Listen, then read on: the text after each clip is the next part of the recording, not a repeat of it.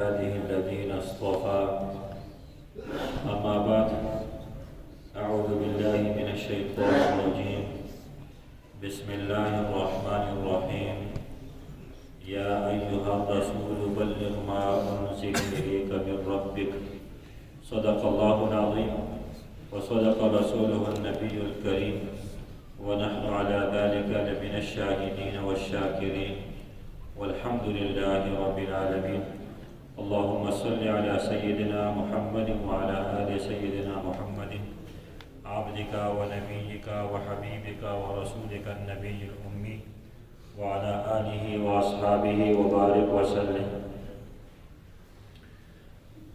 دا حضور اقدس صلی اللہ علیہ وآلہ وسلم دا سیرت مبارکہ دا نبوت دا لسم کال واقعات بیان شوی او دا نبوت لسم کال دا حضور اقدس صلی اللہ علیہ وسلم دا بارا پورا دا غم کال دا ابو طالب وفات دا حضرت خدیجة الکبرى رضی اللہ تعالی عنہ ورپسی وفات بیا دا نبی علیہ الصلوۃ والسلام دا طائف سفر واقعہ دا مسلسل پی در پی غمنا او پریشانی نبی کریم صلی اللہ علیہ وسلم تا رسیدلی وچونکہ دا طائف امتحان دا غٹو اللہ رب العالمین دا نبی کریم صلی اللہ علیہ وآلہ وسلم دا تسلی دا پارا دا غین پس دا بشراتونو او دا زیرو سلسلہ شروع کرا. اولنے زیر اللہ پاک دا جنات دا ایمان پا صورت کے نبی کریم صلی اللہ علیہ وسلم لول بیا دا حالت جبریل امین راتک دا ملک الجبال اختیار پیغمبر علیہ السلام لول گول دام دا نبی علیہ السلام دا پاک دا تسلی خبری ہوئی داغی نتیجہ دعوت چی نبی علیہ السلام اثرینو دا دین دا دعوت کار دیر پا احتمام سر بیا شورو او بیا چونکہ نبی علیہ السلام دا زی قادی میاشوا او دا نبوت لسم کال و طائف نو واپس مکی تراغی او دا حج ورج نزدیوی نو مختلف قبائل او مختلف افراد تا نبی علیہ السلام دا اللہ پاک دا پیغام رسول شروع کرن. بیا امام زہری رحمہ اللہ دا سآغا قبائلو متعلق فرمائلی دی چیچا دا نبی کریم صلی اللہ علیہ وسلم و دا لسو کالو دا نبوت لسم کال یا دا غینا مخی چی سمرا قبائلو تا حضور اقدس صلی اللہ علیہ وسلم دا اللہ تبارک و تعالی دا پیغام رسولو. امام زہری رحمہ اللہ فرمائی کہ سقا قبائل غدو بنو عامر بن صاصعہ محارب بن خصفہ فزارہ غسان او مرہ حنیفہ سلیم عبس او بنو نصر بنو البقاء کل حارث بن کعب عزرا او حزاربا خود دیر طول دا پیغمبر علیہ السلام یو هم دعوت نے قبول کرے دین دا پتہ لگولی نبی علیہ السلام دعوت سمر محنت بکڑی پا یو قبیلی پسی پا یو سردار پسی نبی علیہ السلام دا غزے نکلے. بیا امام ابن اسحاق رحمہ اللہ دا سو قبائلو دا واپسی جواب تذکرم کرے لکہ مثلا بنو کلب تا چکل پیغمبر علیہ السلام دعوت دا اللہ تبارک و تعالی ورکول شروع کرے دا اسلام حقانیت و دا خپل نبوت و دا رسالت خبر دا نبی علیہ السلام کو فرمائنا او دعوت ولور کو چې تاسو اسلام قبول کړئ او د اسلام اولنی مددګاران جوړ شئ او بیا ودو فرمایل چې اے بنو عبد الله الله تبارک وتعالى ستاسو د نیکونو چې عبد الله دا ډېر ښایسته خو دی لیکن د قوم د طرف نه جواب د انکار په صورت کې راغی. بنو صاصعہ نبی علیہ السلام داغو آبادی ته تشریف یوړ دعوت شروع. امام اسحاق رحمہ اللہ فرمائی دا پیغمبر علیہ السلام پا دغا دعوتی سلسلہ کے دا دی قبیلی چی کم جواب پیغمبر علیہ السلام تا ملاو شوئے دے پا عربو کی یو قسم سے جواب نہیں ہو. بیا بلا قبیلہ عامر بن صعصعه حضور اقدس صلی الله علیه وسلم داغو رهائش دی دلار داغو سره کیناس هغه دعوت ورکړو خپل ځای ورته پیش کړو تاسو ما ځان سره بوزئ او زما مدد نصرت وکړئ ما باندې ایمان راوړئ او د اسلام په دې بنیادونو کې تاسو د خپل مهنت ابیاري وکړئ د دغه قبیلې یو کس و بحیره بن فراس اپاسي وی د الله په ذات باندې قسمي که د قریشو دا نوجوان ځان سره واخلم او د ده په ذریعه به زه تمام عرب وخورم خو وی یو تپوس کوم که موږ ستا په لاس باندې بیعت وکړو او تا ته الله پاک غلبه درکړي په دشمن باندې نو آیا ستا نه پس مشري ول چا بلسي زموږ سره دا لوز کې چې ستا نه پس مشري به زموږ سره حضور اقدس صلی الله علیه وسلم ویل چې کله الله تبارک وتعالی دین نه غلبه ورکړي نو اختیار خو د الله پاک وي د الله تبارک وتعالی اختیار دی چې چاله ورکړي بیا عجیبه خبره ده ستا حفاظت به موږ کوو د عربو په نښه به زموږ سینې د هغو د مقابلې ته موږ ولاړو او چې کله دا د الله پاک غلبه درکړي نو بیا به اختیار د بل چا په لاس کې یګه ښه ده د موږ د هېڅ دین ضرورت نشته بیا دغه قبیله عامر خپل علاقې ته لاړو د حج نه وروسته نو دغه تذکره د شروع کړې وه چې هغوی یو مشر سړی و د ضعف د وجې نه د عمر د زیادت د وجې نه هغه حج ته نه ورغی د هغه وګونو ته دا خبره ورسېده بیا هغه څه وی دغه نوجوان د قریشو د خاندان د عبدالمطلب لمسی هغه د نبوت دعوه کړې موږ یې دا دعوت راکړو چې تاسو زما نبوت ومنئ په ما باندې ایمان راوړئ د اسلام حفاظت وکړئ ما ځان سره بوزئ ستاسو د علاقې نه موږ د دین دعوت شروع نو تاسو څه وایي موږ خو د هغه دعوت ټوکراو کړو وایي دغه سړي دغه مشر سړي دا دواړه لاسونه راواغېستل دا سړي ونیو یا د الله بندګانو دا خو یو خزانه وه موږ ته میلاو شوې وه دا خو یو نعمت الله پاک راکړی کاش چې دوباره تاسو لاړ شئ او دغه نعمت حاصل کړئ څه موقع جوړه کړئ وی د الله په ذات باندې قسم په بنو اسماعیل کې د نبوت دعوه چا نه ده کړې دغه پیغمبر حق او سچ پیغمبر دی تاسو نه غټه موقع ضایع شوه ستاسو د عقل او د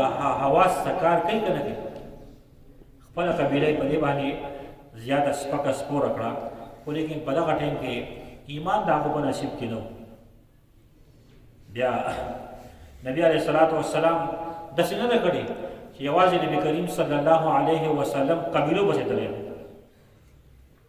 په قومونو پسې تللی دی حضور اقدس صلی الله علیه وسلم په یو یو فرد پسې تللی دی او یو فرد دعوت ورکړی په دې کې بعضې خوشنصیبه خلک داسې چې هغو د پیغمبر علیه الصلاة والسلام دغه انفرادي دعوت قبول کړی لکه د یثرب د مدینې یو کس و نبی اسلام د هجرت نه مخکې به یثرب ویلی سوید رضی الله عنه بن ثابت دا شاعر و او ښه مضبوط سمج بوج با انسان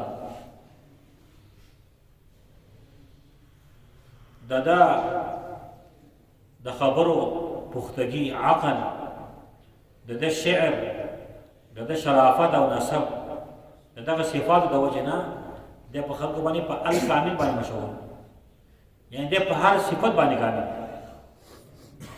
ته د حج یا د عمرې لپاره راغلی حضور اقدس صلی الله علیه و آله وسلم سره ملاو شو نبی کریم صلی الله علیه وسلم د دین دعوت ورکړ او د خپل نبوت خبره وکړه نو دی ورته وایي غالبا دا ستا سره چې شریک دی زما سره نشته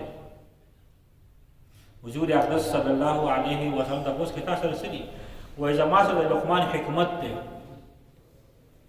حضور اقدس صلی الله علیه وسلم ته فرمایي ته خپل حکمت بیان کړه د یو څو خبرې وکړې او کلام یې ذکر کړو حضور اقدس صلی الله علیه وسلم ډېر ښایسته کلام دی خو زما سره چې کوم کلام دی هغه له دې نه ښایسته دی. وایي تا سره کوم کلام دی؟ وایي زما سره د قرآن کریم په صورت کې یو کلام دی چې هغه هدایت او نور هم دی. وایي ما ته واورو. نبي کریم صلی الله علیه و آله وسلم د قرآن کریم تلاوت شروع دا بس چې لږ واري بس د الله په ذات باندې قسم وي داسې ښایسته کلام دا د انسان نشي کوي. او د نبی علیه الصلاة والسلام په لاس باندې ایمان یې راوړ، صحابیت درجې ته ورسېد. واپسې کې چې کله مدینې ته تلو دا د نبوت 11 کال دی. جنگ بعاث دا د مدینې په مشهور جنګونو کې اور جنګ شوی دی او په سوونو کسان په دې کې قتل شوي. دی واپسې کې په دغه جنګ کې ونښت او قتل شو. اولنی د یثرب ایمان قبلونکی سوید بن صامت رضی الله تعالی عنہ چې کله په مدینه منوره کې جنگ بعاث ونښت، اندازه د جنگ شروع شوه. نو د قبیله اوس او د خزرج په منځ کې دا جنگ شو. د اوس قبیله سکسانو وفد مکې مکرمې ته د قریشو خواته راغی. دې دپاره راغی چې تاسو زموږ سره تعاون وکړئ، زموږ سره معاهده وکړئ، زموږ حلیف جوړ شئ د خزرج په مقابله کې. دغه وفد مکې مکرمې ته راورسېد. حضور اقدس صلی الله علیه و آله وسلم خبر شو چې د یثرب یو وفد راغلی. نبی کریم صلی الله علیه وسلم یو موقع دغه وفد سره ملاو شو او تاسو د کوم تاسو کوم مقصد د پاره راغلی؟ چونکې دا قبیله اوس په تعداد کې د خزرج نه کم وو، نو ځان ملګري پیدا کړل. وی موږ خو دې لپاره راغلي چې موږ د قریشو قبایل د ځان سره ملګري کړو، ځکه د خزرج مقابله په تعداد کې موږ کم یو. حضور اقدس صلی الله علیه وسلم ته فرمایي څه مو خیال دی د دې نه بهترین څه در نه کړم؟ تاسو هغه قبول نه کوئ؟ ټول هغه څه شی وایي زه د الله پاک رسول یم، زه الله پاک پیغمبر راکړی یم، د الله تبارک وتعالی پیغام د هغه بندګانو ته رارسوم. تاسو ما باندې ایمان راوړئ، دا به تاسو د کوم مقصد دپاره راغلي یئ د دې نه بهترین مقصد دی، بهترین څیز دی. په دې کې یو نوجوان ایاس بن معاذ دی پاسې وی ای قومه د الله په ذات باندې قسم وي واقعي دا خبره ډېره بهتره ده، غوره به دا چې موږ به د باندې ایمان نه وړو. داسې د تسلۍ خبرې شروع کړې. د دغه وفد یو کس ابوالحیثر انس بن رافع پاسې داسې د خاورې یو څونګ راواغست، د دې ایاس بن معاذ یې خولې ته یې وویشت. ویې غلی کښېنه، موږ د دې مقصد دپاره نه یو راغلي، موږ خپل یو مقصد دی. چونکې دی د عمر نه کم نوجوان خاموشه پاتې شو. خو دغه وفد چې د کوم مقصد دپاره راغلی په خپل مقصد کې ناکام شو. معاهدې د قریش سره ونه شو. یثرب ته واپس لاړو. څه ورځې پس د ایاس بن معاذ ناروغه شو، د وفات ټیم راغی. مورخین لیکي د هغه وخت حاضرینو کسانو کتل چې د ایاس بن معاذ په ژبه باندې تهلیل او تکبیر او تسبیح او تحمید یا گواهان کې زموږ یقین دا چې د ایمان راوړي. ورپسې بل یو حاصل ابو ذر غفاری رضی الله تعالی عنہ چې کله سوید بن ثابت او د ایاس بن معاذ دا خبرې په دې مدینه کې خو یثرب کې خورې شوې، مدینه وروسته جوړ شوې مخکې یثرب ته ودرېد. دا ابو ذر غفاری د غفار قبیله و. د دغه غوندم دا خبره ورسېده. امام بخاری رحمه الله د دې ایمان د راوړو پوره واقعه ذکر کړې ده د حضرت عبدالله ابن عباس رضی الله عنه په روایت باندې. فرمایي دا خلاصه ده. حضرت ابو ذر فرمایي چې د غفار قبیله و چې کله ما د سوید او د ایاس بن معاذ د ایمان متعلق خبرې واورېدې او زما حکومت ته دا خبر راورسېده چې په مکه مکرمه کې یو کس د نبوت دعوه کړې ده. ما خپل ورور مکې ته ولېږو چې ته لاړ شه، دا کم کس د ایمان دعوه کوي د هغه معلومات وکړه، ما ته به ووایه. د ابوذر غفاري رضی الله عنه ورور مکې مکرمې ته لاړ. یو ورځ وال دیسار معلومات وکړل چې دې د کوم خبرو تعلیمات خلکو له ورکړي دې د کومې خبرې دعوت ورکړي بس یو ورځ باندې واپس راغی ابو ذر غفاری ته چې هغه خو ډېر ښه سړی دی هغه خلکو ته د نیکو خبره کوي د تعلقات ساتلو د رشتې د ساتلو خبره کوي د نارواو نه منع کول کوي د ګناهونو د بتپرستۍ نه منع کول کوي ابو ذر غفاری فرمایي زه د خپل ورور په دې خبره باندې مطمئن نشم بس مې خپله لښته مې راواخېسته او خپل سفر توښه مې راواخېسته توشهدان مې راواخېسته مونږ یې په بیګ مونږ د هغې تعبیر په بیګ سره وکړو خپل بیګ مې راواخېسته روان شو اس ته وختم چې مکې مکرمې ته راورسېدم حرم شریف کې ناست یم خانه کعبه کې خو چا ته حل نه ویم چا ته میلاوېږم نه د زمزم بس کومه بیا دې کښېنم چې ماښام شو حضرت علي راغی رضی الله تعالی عنه وایي داسې ښکارېږي لکه چې مېرمۍ ناشنا یي وي او ناشنا یم وي پاتې کېږي وي وي راځه حضرت علي خپل کور ته بوتو مېلمستیا وله ورکړه د وخت نه د ابوطالب دغه ترتیب روان خو ته یې تپوس نه دی کوي ته څه راغلی نه دا ویلي زه څه راغلی سهار شو واپس یې راغلم خانه کعبې ته بیا لګیا وه ځانه طواف کوم کله څه کوم او انتظار کوم چې چا سره خبره وکړم خو په چا مې اعتماد نه نبي علیه السلام یې منظر رانغی یا به راغلی ما پېژانده نه چې بیا ماښام شو حضرت علي بیا راغی وی زما په خیر مسافره خپل مقصد ته ونه رسېږي وی نه یم رسېدلی وی راځه شپه ده چې په لار روان دي وی مېلمه ته سر راغلی ابوذر غفاري فرمایي ما ورته وویل چې یو خبره کوم خو که راز ساتلی شي ما ته هغې ووایه وی د دې نه راغلی یم چې دلته د یو کس د نبوت دعوه کړې ده او زه هغه سره ملاقات کول غواړم حضرت علي ته فرمایي ښځې ته راغلی نښه دې ښه وویشته بس زه به هلته روان یم ته ما پسې راځه خو خیال کوم که چېرته کې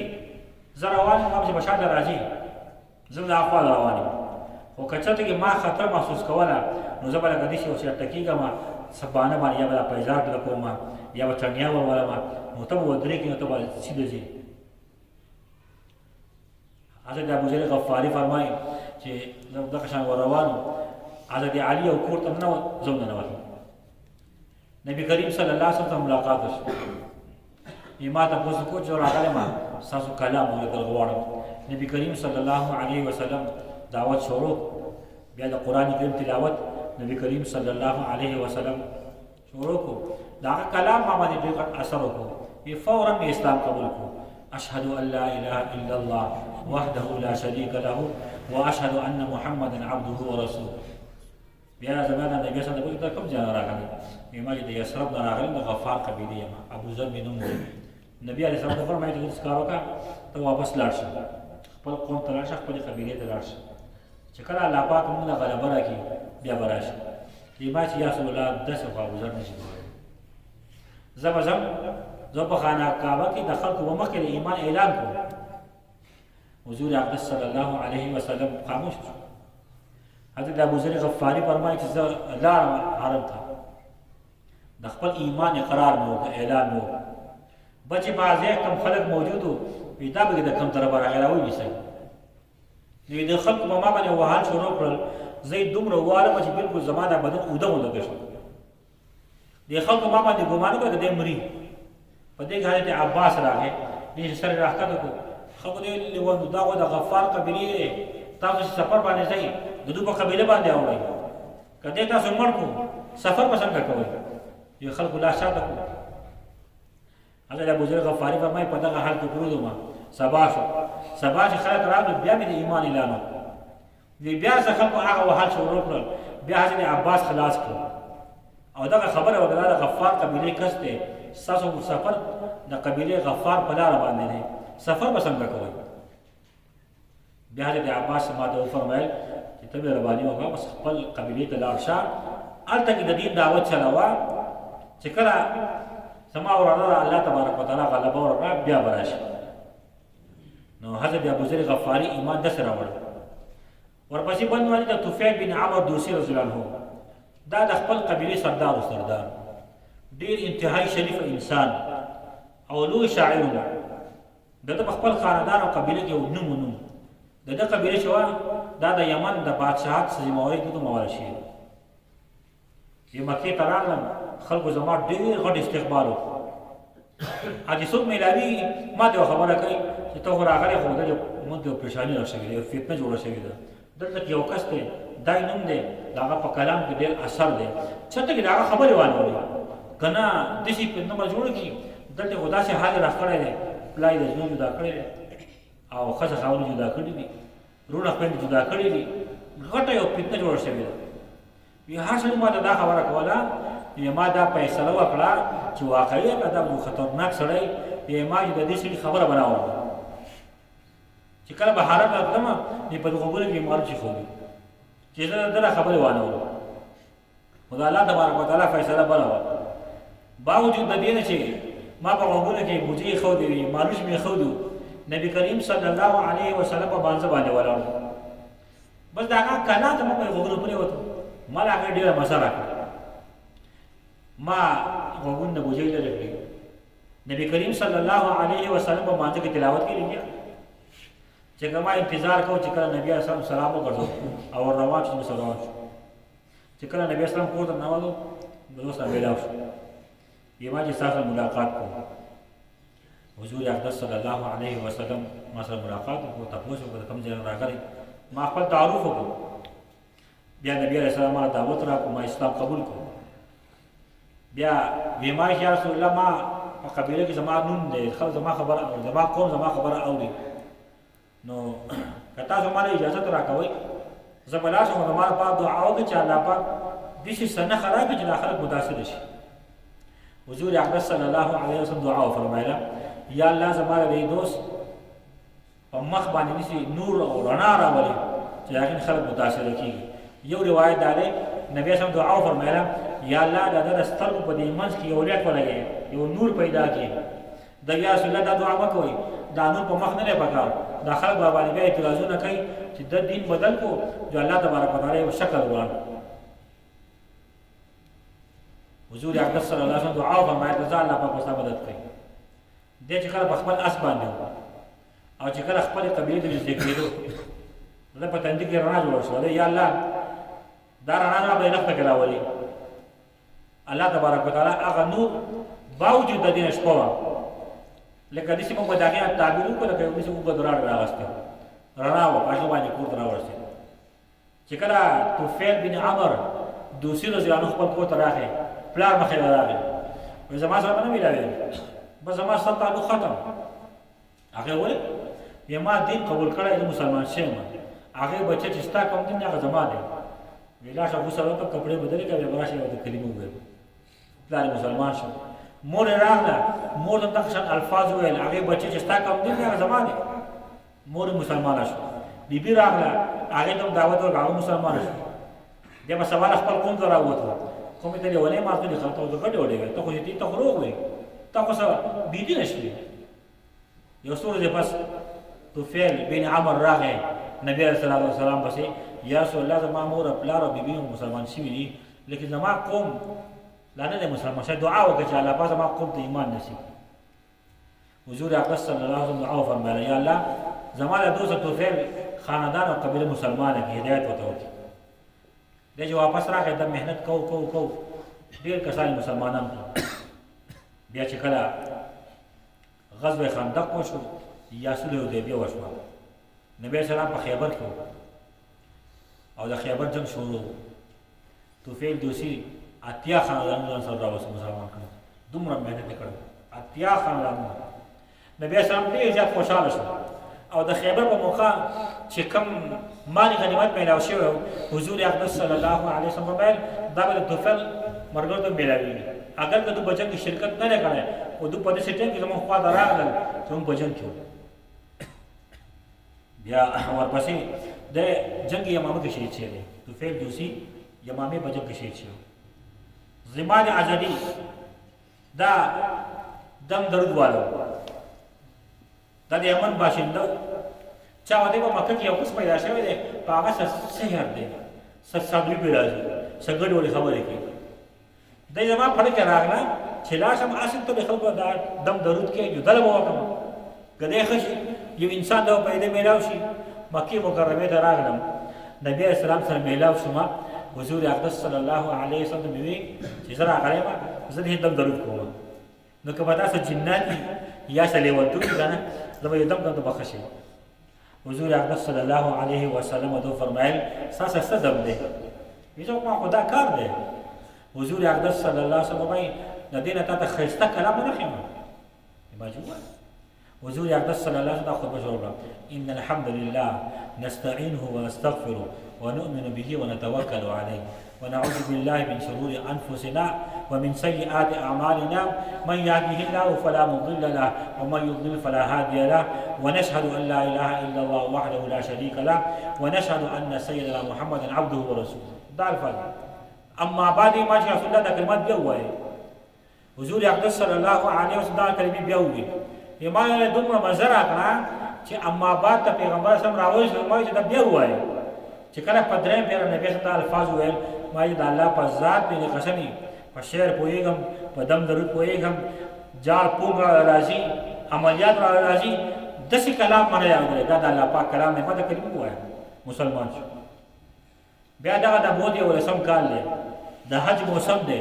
نبی علیه الصلاة والسلام د الله تبارک وتعالی د طایف د قربانۍ په سلسله کې داسې یو تخم ورکړو چې هغه بیا د اسلام دپاره یو لویه باور وننګول شوه.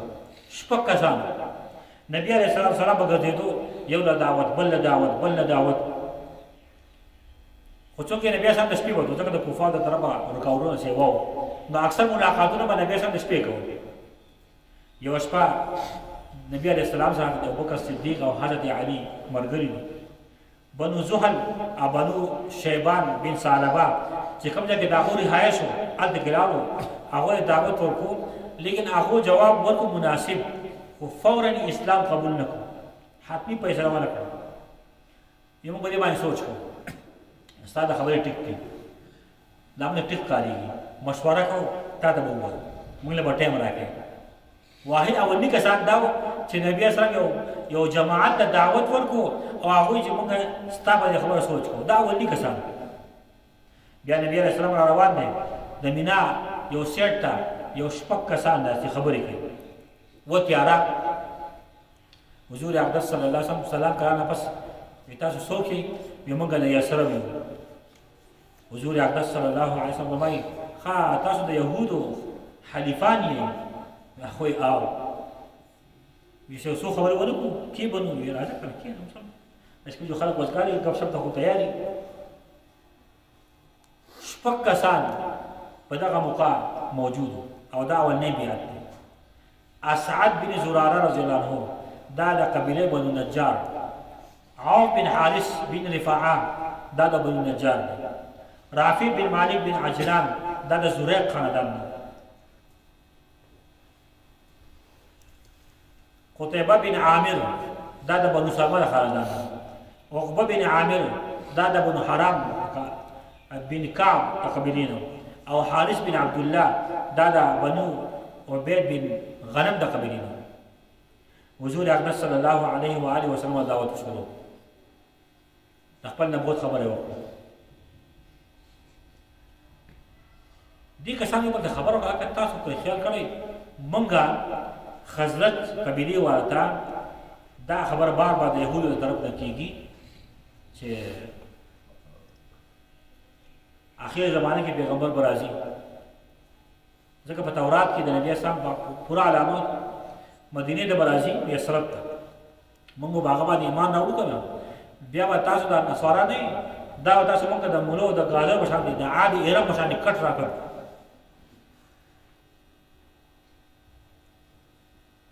یو به توجه کو کار راکړو مخکې د دینه چې زمونږ هغه حلیفان يهوديان به د باندې ایمان راوړي، راځي موږ به داغه نه غوړه مخکې شو، مخکې به د باندې ایمان راوړو. بس په هغه ټایم ټول لا پاسو نبی عليه السلام په لاس بیعت وکړو، ایمان قبول کړو. دا ونی شپږ کسانو چې په جمع د یسرب نه راغلل، چونکې د طایف غټه قرباني شوې وه کنه، اوس د هغه قرباني نتیجې شروع شوې. دغه شپږ کسانو په نبی عليه السلام باندې ایمان راوړو. او بیا حضور اقدس صلی الله علیه وسلم فرمایي موږ بلار شو، موږ جنگونو ستړي کړي وو، موږ خپل قبیلو کې ستا د دعوت چلو، کله به حج موږ بیا راځو. بیا موږ تاسو ملاقات کوو. نبی اسلام هغه دعا وفرمایله، هغه رخصت شو. بیا په دغه کال باندې د الله تبارک وتعالى په حکم د حضرت عایشې صدیقې رضی الله عنها سره د نکاح فیصله وشوه. دغه وخت د هغې عمر 6 کاله. بیا د هجرت نه پس شوال میاشت مدینه منوره کې رخصتي شوې ده. هغه وخت د حضرت عایشې صدیقې عمر چې و 9 کاله. د دې ځای پورې د نبي علیه السلام اولنی بیعت د یثرب د خلکو سره شوی. انشاءالله ورپسې درس به زمونږ هغه د معراج واقعه شروع کېږي. لیکن موږ ته مشکل دا راپېښ شو چې موږ به روژه خو ختمېږي یا به ختمه شي، زموږ آخري درس دی. د بعضې ملګرو رایې هغه دا ده، زما خپل خواهش دا و چې موږ به که زندګي وفا وکړه، موږ به د باقیات درس په راروان روژه کوو. خو بعضې کسانو رایې دا ده چې دومره غټ انتظار مشکل دی. د پیغمبر علیه السلام د سیرت ځانه مزه ځانه خوند دی، نو که دا تسلسل جاري وساتلی شي نو ښه به نو انشاءالله اراده مو داسې کړې ده چې عامو ورځو کې زموږ خو څومره دلته خپل درس او تدریس یو سلسله شروع ده او موږ سره زموږ په هغې کې مصروفه یو. البته د جمعې ورځ مازدیګر د لمانځه نه پس دغه ټایم زموږ سره شته. انشاءالله العزیز په بوزه کې به زموږ درس سیرت هغه د جمعې په ورځ د مازدیګر د لمانځه نه پس وي. البته په سوشل میډیا باندې په یوټیوب باندې زموږ دغه درسونه هغه ملګري اورېدی شي، نو په هغې باندې هم اورئ. الله رب العالمین دې د خپل محبوب محمد مصطفی صلی الله علیه و آله وسلم اطاعت، محبت او د نبی علیه السلام سره عشق پیدا کړي، او الله رب العالمین دې زموږ د هغه په سنتو باندې راولي. واخر دعوانا ان الحمد لله رب العالمین. اللهم صل على سيدنا محمد وعلى آل سيدنا محمد وصل على المؤمنين والمؤمنات والمسلمين والمسلمات الأحياء منهم والأموات. اللهم إنك عفو تحب العفو فاعف عنا. اللهم إنك عفو تحب العفو فاعف عنا. اللهم إنك عفو تحب العفو فاعف عنا. ربنا تقبل منا إنك أنت السميع العليم وتب علينا إنك أنت التواب الرحيم. وصلى الله تعالى على خير خلقه محمد وآله وأصحابه أجمعين.